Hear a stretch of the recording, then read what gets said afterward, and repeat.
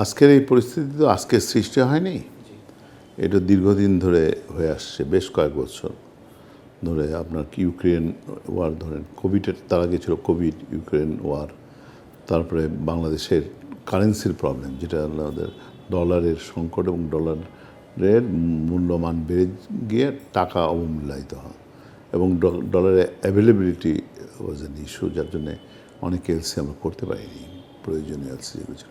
তার সাথে রয়েছে হচ্ছিল গ্যাসের যে নিশ্চয়তা, কেননা ইন্ডাস্ট্রির মূল উপাদান কিন্তু আপনার গ্যাস। একদিকে ক্যাপটিভ পাওয়ার, আবার অনেক ইন্ডাস্ট্রি আছে যে মূল কাঁচামাল হিসেবে ব্যবহৃত, প্রসেসের জন্য। তো সেইটা আমরা দীর্ঘদিন পাচ্ছি না, যার জন্য প্রোডাকশান ব্যাহত হচ্ছে, লস হচ্ছে, এবং আমরা ডিম্যান্ডটা মিট আপ করতে পারছি না। এই অবস্থার মধ্যে গণ আন্দোলন হলো, সরকারের পরিবর্তন হয়ে নতুন সরকার এলো, যথেষ্ট চ্যালেঞ্জের মধ্যে দিয়ে তাদের যেতে হয়েছে।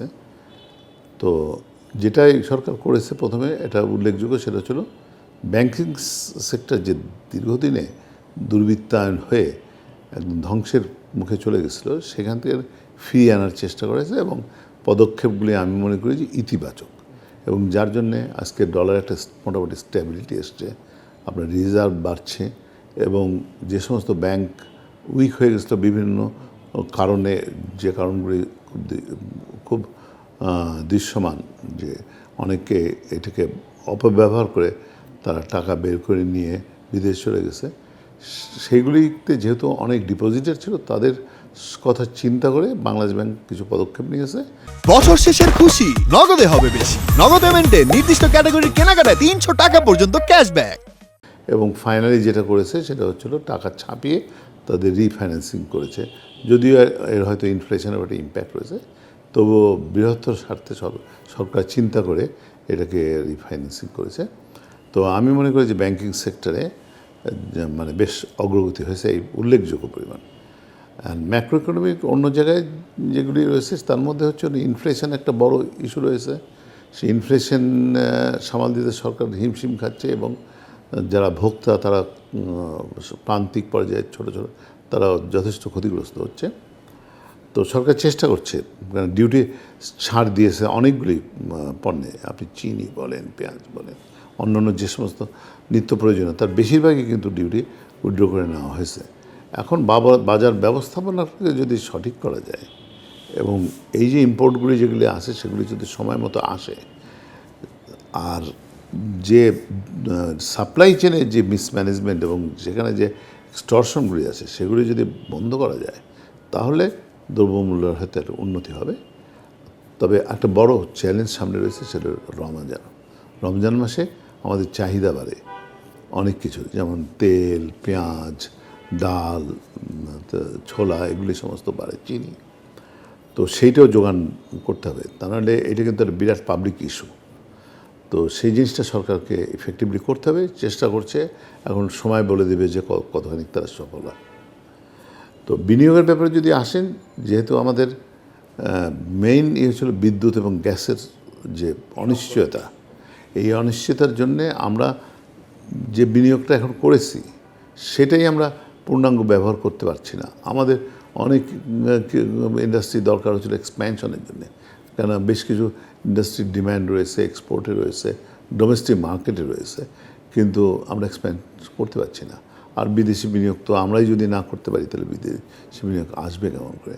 তো আমরা দেখছি যে আস্তে আস্তে যে একটা অস্থিরতা কাজ করছিল, সেটা একটু কমে আসছে, যদিও আইনশৃঙ্খলা পরিস্থিতি এখনও সেইভাবে উল্লেখযোগ্য উন্নয়ন হয়নি। সরকার চেষ্টা করেছে, এখানে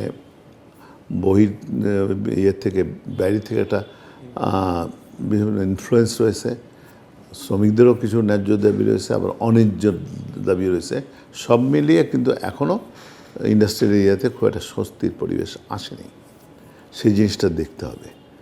তো আমি মনে করি যে রাজনীতি অঙ্গনে যে একটা অস্থিরতা চলছিল, একটা রোডম্যাপ নিয়ে, ইলেকশন নিয়ে, সরকার ইতিমধ্যে মাননীয় প্রধান উপদেষ্টা সেদিন তার বক্তব্য করেছেন, এবং পরবর্তীতে তার প্রেস সেক্রেটারি এবং এরা কনফার্ম করেছেন যে মিড 2026-এর মধ্যে নির্বাচন হবে। এটাতে আমি মনে করি যে একটা স্বস্তি সব জায়গায় এসছে, এবং সরকার তার মানে যে ডিটারমিনেশনটা ট্রানজিশনের পারে সেটা তারা এক্সপ্রেস করেছে।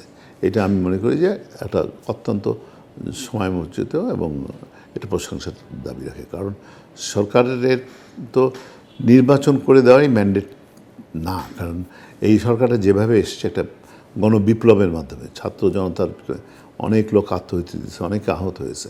সেই পরিপ্রেক্ষিতে তাদের শুধু একটা নির্বাচনের দিয়ে সরকার পরিবর্তন কিন্তু তাদের আকাঙ্ক্ষা না বা সাধারণ মানুষের নয়, শুধু ভোটাধিকারের পাশে হচ্ছিল সমাজে দেশে যে অনিয়মগুলি আপনার দুর্নীতি থেকে আরম্ভ করে অব্যবস্থাপনা যেগুলি সেগুলি তো অ্যাড্রেস করতে হবে। সেই জন্য সরকার কমিশন দিয়ে কতগুলি 6টা কমিশন করেছে এবং অনেকগুলি টাস্ক ফোর্স করেছে, সেগুলি কাজ করছে। এই সময়টা তো সরকার লাগবেই। সেটা করে যদি মিড 2026 ইলেকশন হয়, আমি মনে করি যে ইটস এ গুড প্রপোজাল, এটা নাথিং রং ইন ইট। তো আমরা আশা করছি যে রাজনৈতিক মহলে যে চাওয়া ছিল তারা তো সরকার পূরণ করেছে।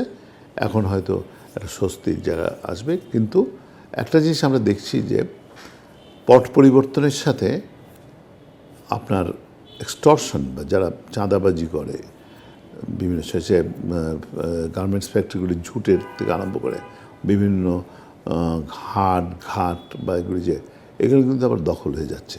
পট পরিবর্তনের সাথে রাজনৈতিক পরিচয়ের পরিবর্তন হয়ে চলে আসছে। সেই জায়গা থেকে কিন্তু আমরা স্বস্তি পাইনি। সেই জায়গাটাকে যেটা করতে হবে, রাজনৈতিক দলগুলিকে আমার মনে হয় রেশনাল বিহেভ করতে হবে। তাদেরকে বুঝতে হবে যে এই যে বাস্তব অবস্থা সেটা বিবেচনা করে তাদের এটাকে নিয়ন্ত্রণে আনতে হবে। সেটা শুধু আমাদের স্বার্থে না, তাদের নিজেদের স্বার্থেও দরকার যে এটা নিয়ন্ত্রণ করা। কারণ আলটিমেটলি তো তাদেরকে ভোটে যেতে হবে, জনগণের আস্থা অর্জন করতে হবে। সেই জায়গাটাও তাদের চিন্তা করতে হবে।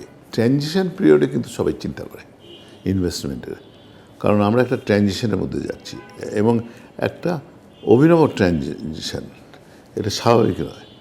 গণ আন্দোলনের মধ্যে বিপ্লবের মধ্যে সরকার হয়েছে, সামনে নির্বাচন, এই অনিশ্চয়তাগুলি রয়েছে। এর মধ্যে কিন্তু সবাই চিন্তা করবে যে বিনিয়োগটা এখন সঠিক সময় কিনা। কিছু কিছু জায়গায় চালিয়ে যেতে হবে, কারণ যেখানে আমরা যদি বৈদেশিক বাণিজ্য ধরে রাখতে চাই সেখানে আমাদের কিন্তু কিছু বিনিয়োগ করতে হবে। কিন্তু সাবজেক্টিভ কন্ডিশন হচ্ছে আমার বিদ্যুৎ গ্যাস ঠিকমতো থাকতে হবে, ব্যাংকের আমাদের যে সহায়তা সেটা থাকতে হবে। কন্ট্রাকশনারি মনিটরি পলিসির মাধ্যমে প্রাইভেট সেক্টর ক্রেডিট কিন্তু কমিয়ে আনা হয়েছে এবং সেভাবে অ্যাভেলেবেল হচ্ছে না। এই জায়গাগুলি কিন্তু অ্যাড্রেস করতে হবে, কারণ আজকে যদি আমি ক্যাপিটাল মেশিনারি না আনতে পারি তাহলে তো এটা পিছিয়ে যাবে। ইতিমধ্যে কিন্তু ক্যাপিটাল মেশিনারি আমদানি প্রায় 40% ঋণাত্মক হয়েছে। এইটার একটা লং টার্ম ইম্প্যাক্ট রয়েছে, কারণ ইন্ডাস্ট্রিয়ালাইজেশন না হলে কর্মসংস্থান হবে না। বেশ কিছু জায়গায় দৃশ্যমান আপনার উন্নতিতে, বিশেষ করে ব্যাংকিং সেক্টর, ইকোনমিক সেক্টরে আইনশৃঙ্খলা পরিস্থিতিতে সেভাবে উন্নয়ন হয়নি। তবে আমি মনে করি যে স্বল্প সময়ে তাদের অর্জন খারাপ নয়, আমি মনে করি ভালো, এবং আরও হয়তো কিছু করার যেত বা করতে পারতেন তারা, সেটা হয়তো করতে পারেনি। যেটা প্রধানত মহোদয় তার বক্তব্যে বলেছেন যে দ্রব্যমূল্য তারা এখনও নিয়ন্ত্রণ আনেনি, সে ব্যর্থতা তিনি স্বীকার করে নিয়েছেন। তবে স্বল্প সময়ের মধ্যে অগ্রগতি আমি মনে করি যে উল্লেখযোগ্য আর কি।